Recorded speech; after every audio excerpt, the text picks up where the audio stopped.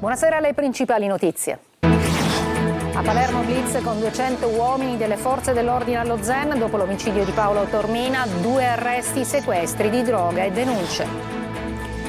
C'è un nuovo indagato tra gli amici del killer di Paolo Tormina, il quinto che ha mentito ai magistrati. Assieme a Maranzano era fuggito in scooter per andare a bere una birra, la rissa simulata per far uscire la vittima dal locale.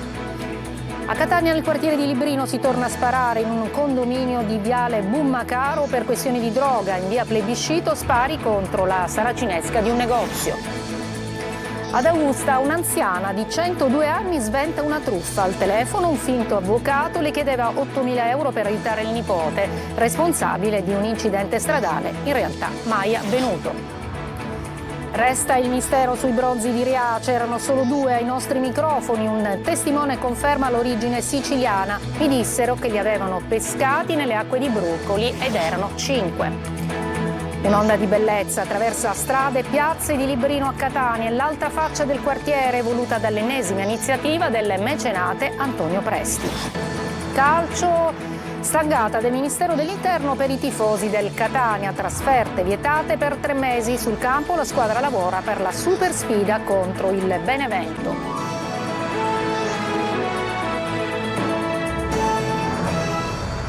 Eccoci, buonasera. Per la terza volta in 10 giorni le forze dell'ordine allo Zen, il quartiere da cui proviene il branco che ha portato all'omicidio, lo sapete, di Paolo Taormina. 2 arresti e sequestri di droga, nonché a tante denunce. Sentiamo Manlio Viola.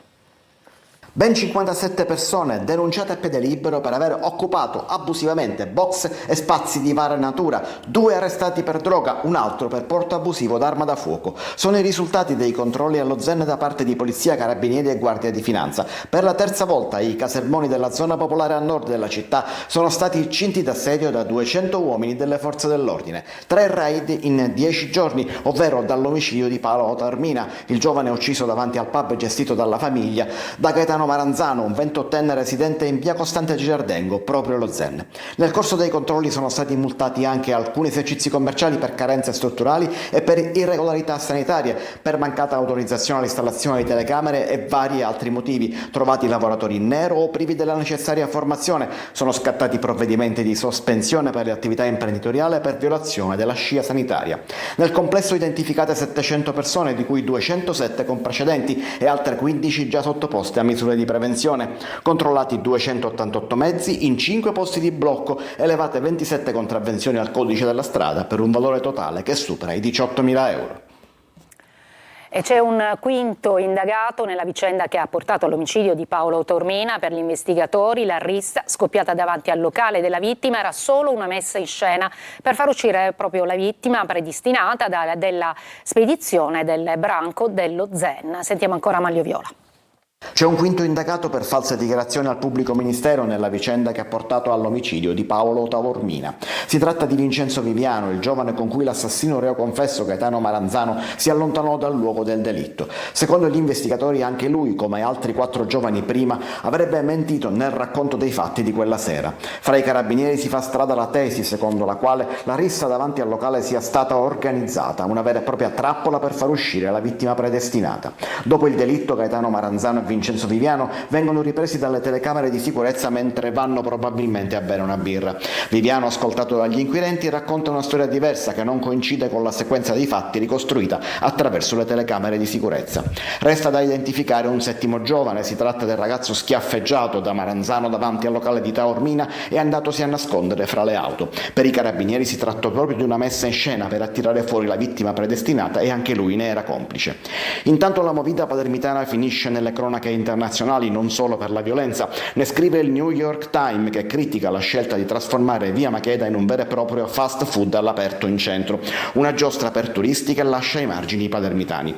Un'area che però dà lavoro a 450 giovani, senza considerare che finita l'area food, via Macheda diventa terra di nessuno e non è un caso se il secondo tratto sia inserito fra le zone rosse. Ma il comune annuncia che ora si cambia, stoppa alle bancarelle, con la voglia di puntare sulle attività artigiane per riqualificare l'intera area del centro città. Ci spostiamo a Catania, dove si torna a sparare nel quartiere di Librino, in particolare in un condominio di Viale Bummacaro, ma non è solo lì, anche in via Plebiscito ci sono stati spari contro la saracinesca di un negozio. Ci dice tutto Tonino De Mana. Le armi usate per un fatto semplicemente intimidatorio. È probabilmente il crack, la piaga del momento, ad avere rotto fragili equilibri, tanto che a Librino si è tornati a sparare con una certa frequenza. Dopo i 15 bossoli ritrovati in un garage che si affaccia su Viale Moncada 18, un altro inquietante episodio si è registrato ieri sera in 2 fasi in un residence di Viale Bummacaro 14, sempre a Librino. Spinte, insulti, schiaffi e pugni tra almeno una ventina di persone lasciavano pensare ad una lite condominiale, ma la realtà sembra essere un'altra, visto che dopo un'oretta di calma apparente un gruppetto di persone è tornato sul posto, aprendo il fuoco con pistole e mitra. Numerosi bossoli ritrovati e nuove indagini da parte della squadra mobile che, su disposizione della Procura di Catania, mantiene il massimo riservo. Bocche cucite degli investigatori, tanta paura e poca voglia di parlare dei residenti. C'è gente che ha paura, le donne, eccetera, eccetera. C'è paura, sì, certo che c'è paura. Adesso sono un po' troppi i casi, Viale Moncada, Viale Bummacaro, si spara facilmente. Non lo so, forse siamo ritornati ai vecchi tempi. Non lo sappiamo noi cosa è successo, solo che ieri sera è successo quello che è successo. Non è una cosa giusta, ci vuole un controllo anche che la polizia controlla, giustamente la zona anche, un controllo della sicurezza ci vuole anche. Da Librino a via Plebiscito, dove ignoti hanno esploso numerosi colpi d'arma da fuoco contro un negozio di abbigliamento nel quartiere Antico Corso. Sulla vicenda in questo caso indagano i carabinieri del nucleo radiomobile. Nessuna prova di riciclaggio di soldi della mafia in imprese di Berlusconi. La Corte di Cassazione mette la parola fine a ogni legame tra Berlusconi Dell'Utri e Cosa Nostra. Orazio Longo. Sarebbe stato solo un teorema senza dimostrazione. La Corte di Cassazione ha escluso definitivamente ogni legame tra Silvio Berlusconi, Marcello Dell'Utri e Cosa Nostra, respingendo il ricorso della Procura Generale di Palermo che aveva chiesto la sorveglianza speciale e la confisca dei beni per l'ex senatore di Forza Italia e per i suoi familiari. La tesi della connessione fra gli enormi versamenti e un possibile patto criminale tra Dell'Utri e Berlusconi, pur se estremamente suggestiva, presta il fianco alla indimostrata esistenza di accordi fra il sodalizio criminale e Berlusconi. Così hanno scritto i giudici del Tribunale di Palermo nella sentenza con cui avevano respinto la richiesta di confisca del patrimonio di Marcello Dell'Utri, della moglie e dei figli. Con la pronuncia della Cassazione ora è diventata definitiva quella decisione che era poi stata confermata dalla Corte d'Appello. Nulla è stato accertato circa il reinvestimento e il riciclaggio di capitali di provenienza mafiosa nelle imprese di Berlusconi attraverso l'opera di Dell'Utri, aveva scritto il Tribunale di Palermo nel 2024. Contro il decreto la Procura e la Procura Generale avevano ricorso in appello, ma le impugnazioni erano state una rigettata, l'altra dichiarata inammissibile. La Corte ha confermato che le elargizioni di Berlusconi a favore del Dell'Utri hanno sempre una casuale ben individuata e la loro tracciabilità emerge dai conti correnti. La Cassazione ha dichiarato inammissibile anche il ricorso della Procura Generale contro il decreto della Corte d'Appello. Una sentenza che cancella anni di menzogne e calunnie, ha commentato il leader di Forza Italia, Antonio Tajani. Il pubblico ministero della direzione distrettuale antimafia di Palermo, Gianluca De Leo, ha chiesto la condanna di 18 anni di carcere per Alfonso Tumbarello, il medico di Campobello di Mazara che ha avuto in cura il boss Matteo Messina durante la latitanza.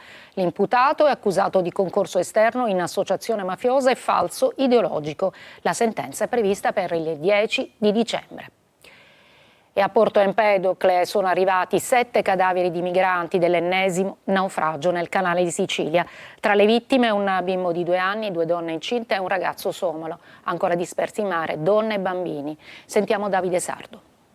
Un bimbo eritreo di circa 2 anni, un ragazzo somalo di circa 20 anni, 2 donne incinte somale e 3 giovani donne.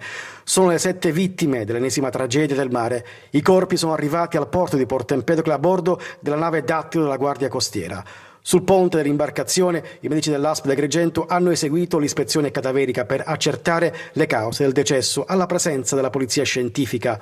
Prima del trasferimento è stata celebrata una breve funzione religiosa con la deposizione di una rosa sulle bare alla presenza del prefetto e dei rappresentanti delle forze dell'ordine. Ancora una volta ci appelliamo a tutte le autorità competenti di queste situazioni di fare in modo che possano rispettare la dignità dell'uomo, di questi nostri fratelli e sorelle. Le salme sono poi state caricate sui furgoni e sulle auto funebri e saranno tumulate nei cimiteri della provincia di Agrigento, 2 a Grotte, 2 a Campobello di Licata e 3 a Palma di Montechiaro con rito musulmano. È veramente disumano quello che si verifica nel nostro mar Mediterraneo. Dico, questi sono nostri fratelli che partono alla ricerca di una vita migliore e incontrano la morte. Le 7 vittime, morte annegate, viaggiavano su un barchino di 7 metri partito da Sfax in Tunisia. I sopravvissuti hanno raccontato che all'appello mancano ancora diversi bambini e donne caduti in mare durante la traversata. Ci spostiamo a Siracusa, 102 anni e tanta lucidità per la signora Amelia. Era finita, pensate, nel mirino dei truffatori che l'avevano contattata chiedendole soldi per salvare il nipote. Lei però non c'è cascata. Francesco Aloi. Signora, buongiorno. La signora Amelia ci apre la porta di casa, ha 102 anni e per la sua età ha una lucidità fuori dal comune. Con la sua astuzia è riuscita a sventare una truffa. Un finto avvocato la chiama al telefono e chiede 8.000 euro per aiutare il nipote, responsabile di un incidente stradale, in realtà mai avvenuto. Parla l'avvocato Bianchi, che mi avevano dato il numero telefonico, parla con il giudice per non farla andare in carcere. Quindi lei si prepari a cercare gli altri soldi, va bene? Ma poi non è venuto, io ho telefonato alla polizia. Gli agenti del commissariato di Augusta arrivano subito, ma dei truffatori non c'è traccia. Come ha risposto, per come ha reagito ai malfattori, ha messo in allarme gli stessi che dunque non hanno ritenuto di portare a compimento la truffa. I consigli da seguire in questi casi Amelia li conosceva, ne aveva già sentito parlare. Allora perché ho chiamato la polizia? In modo che la polizia venisse a vedere a questo signore. Nel mirino dei truffatori ci sono gli anziani, ma non solo loro.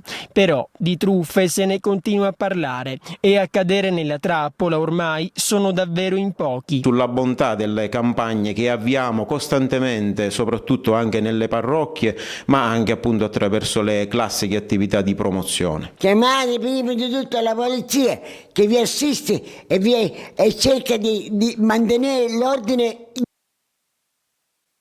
Un alone di mistero circonda da tempo i bronzi di Riace. Erano solo 2. Dove vennero trovati realmente?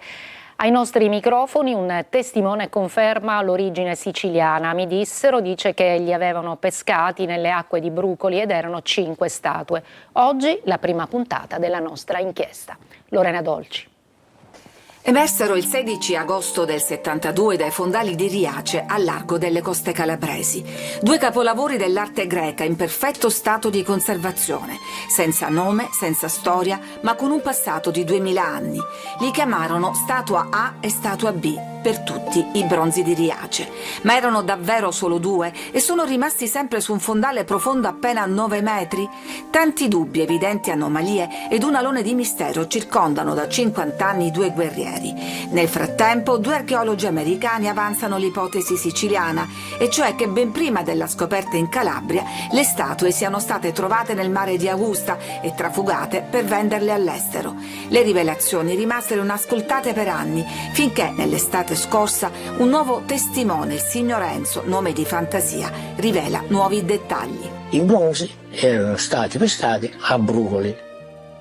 Dettomi da colui il quale ha diretto tutto il trasporto verso la Calabria e poi hanno venduto.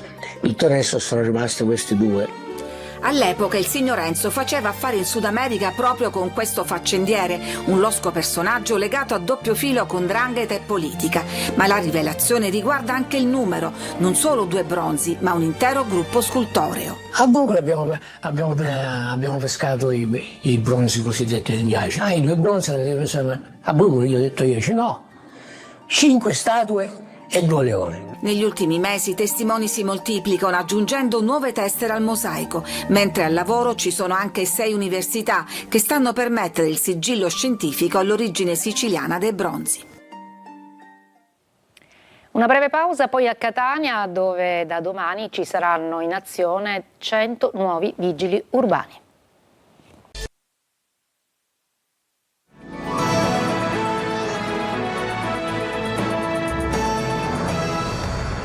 A Catania da domani in servizio 100 nuovi vigili urbani, lo ha annunciato il sindaco trantino durante il focus condotto dal direttore Michele Cucuzza. Sentiamolo. Il comandante Peruga, il nostro comandante della polizia locale, mi ha informato che da domani saranno operativi i 100 nuovi vigili e quindi abbiamo immaginato una distribuzione in alcune strade cittadine per cui si vedranno a piedi, insomma un po' torniamo ai vecchi tempi e credo che sia una bella cosa. Perché noi avevamo documentato quando avete fatto la manifestazione, sì, però domani sono perché finora hanno avuto la formazione, da domani sono operativi su strada. Un'onda magnetica di bellezza civile che attraversa strade e piazze di Librino, siamo a Catania, e l'altra faccia del quartiere voluta dalla generosa iniziativa del mecenate Antonio Presti. Tonino De Mana.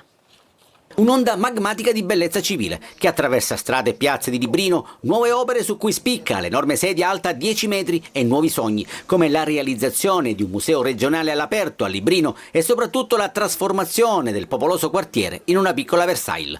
Promesse che strappa il mecenate Antonio Presti, attorniato da istituzioni, mondo scolastico e tanta gente comune. Appuntamento all'Istituto Musco che si affaccia proprio sulle nuove opere d'arte. Il sogno è sognare, oggi è una grande manifestazione di bellezza con tutti i ragazzi delle scuole, il sogno del sognare, lo spirito dell'amare, Librino Museo a cielo aperto internazionale e sicuramente l'impegno dopo una vita di 20 anni di sacrifici e di restituzione del senso, ecco adesso pensare anche al futuro. Lei ha detto basta opere, adesso fiori, Librino deve diventare Versailles. Librino ha bisogno anche di un'educazione universale, l'opera d'arte è artificio e a volte che significa, che vuol dire? Ecco, piantare i fiori con i bambini del quartiere penso che sia una visione di bellezza che anche questa volta manifesterà la bellezza con quell'estetica che ritorna a essere a braccio di una comunità. Il tuo messaggio ha fatto commuovere, ma al tempo stesso ti sei commossa, cosa hai detto? Sì, perché tanti parlano Librino, giustamente sempre di un posto brutto, un posto pericoloso, Librino pericoloso. Non è così, perché Librino è bellissimo, è un quartiere bellissimo. Librino, spesso raccontato attraverso stereotipi negativi, continua così ad essere un importante laboratorio di cittadinanza attiva. Ci fermiamo, una breve pausa, poi per i tifosi del Catania ci saranno 3 mesi senza trasferte dopo gli incidenti di Salerno.